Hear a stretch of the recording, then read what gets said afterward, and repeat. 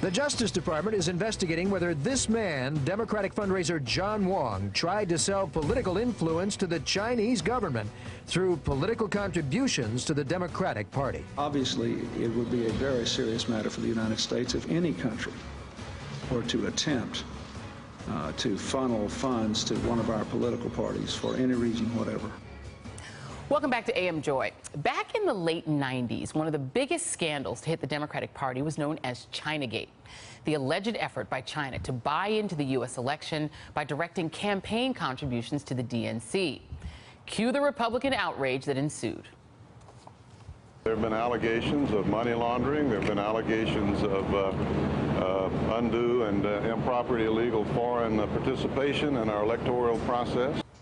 Yet today, in the midst of Russiagate, knowing that the president's son met with a Kremlin-connected lawyer and a former Russian intelligence officer, and who knows who else during the campaign, what are we getting from the GOP? Mostly shrug emojis.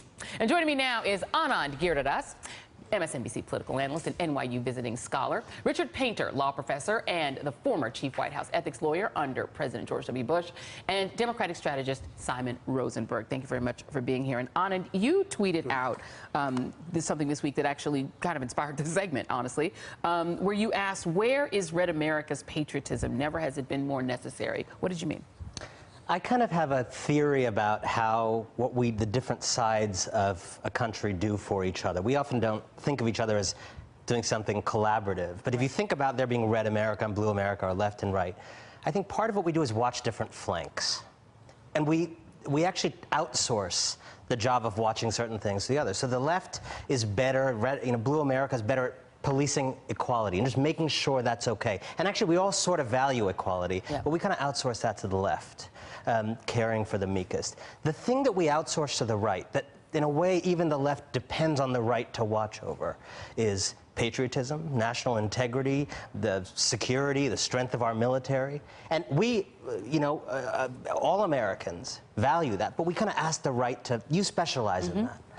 And so when this country is the victim of a cyber attack, when one of the most hostile foreign nations attacks our democracy, it's an amazing, ripe moment for everything the right has been preparing for. This is your moment. This is the moment to step up and be patriotic and fight for our security. This is the moment to turn it to action.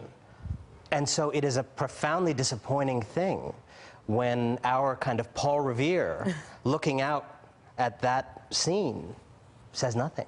Doesn't cry out, doesn't warn us, and in fact just shrugs. And in fact, just does, we have a little mashup of some of the responses, including from the Speaker of the House, to your very point. These are some of the responses that we've heard to this amazing news about this latest Russia meeting. Here are some Republican responses.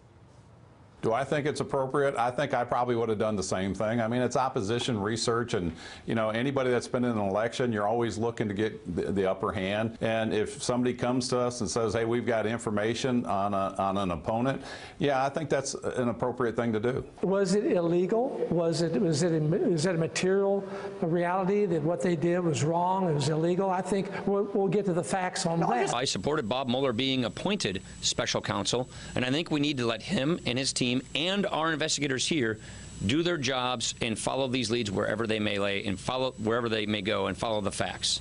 Richard Painter, you've been very vocal about the fact that your party, that the Republican Party, that response is inadequate.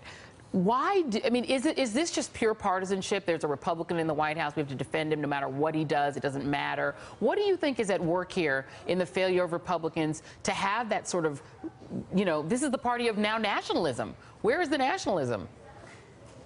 Well, the Republicans I think you're talking about are a lot of the politicians and then the various talking heads who show up on the TV shows. But ordinary Republicans, at least out where I live in Minnesota and many parts of the country, aren't stupid and know what's going on here. I mean, how many KGB agents, a former KGB, do you have to have in a room for there to be collusion? It's obvious there was collusion. And just having Kellyanne Conway stand on the White House lawn with some silly signs isn't going to change that.